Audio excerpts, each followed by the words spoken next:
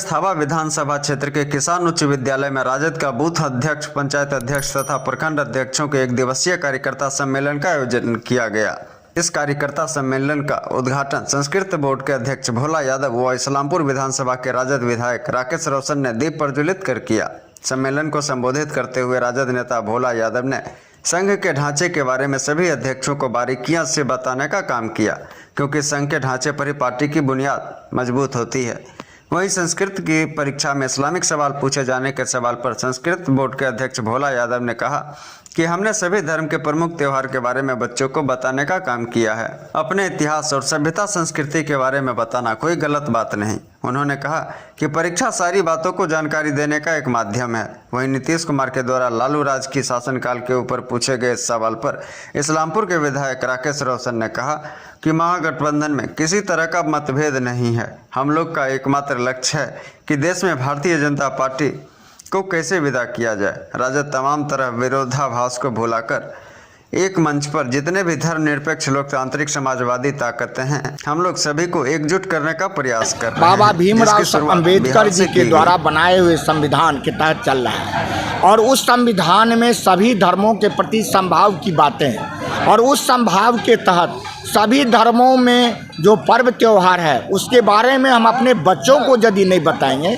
तो बच्चा कैसे समझेगा जो हमारे देश के अंदर कैसे कैसे लोग रहते हैं, विभिन्न भाषा, विभिन्न वर्ग, विभिन्न संप्रदाय के लोग रहते हैं, उसके बारे में बताना ये कोई संस्कृत बोर्ड के किताब में नहीं है, बल्कि बिहार विद्यालय परीक्षा समिति के भी किताब में भी है, NCERT के भी किताबों में है और CBSE ICSE के किताबों में भी यही बातें हैं।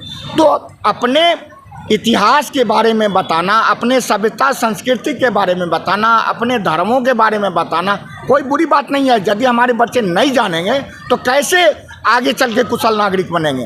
ये एक सारे बातों को जानकारी देने का एक माध्यम है। देखिए, ये आप लोग का काल्पनिक सवाल हमेशा रहता है।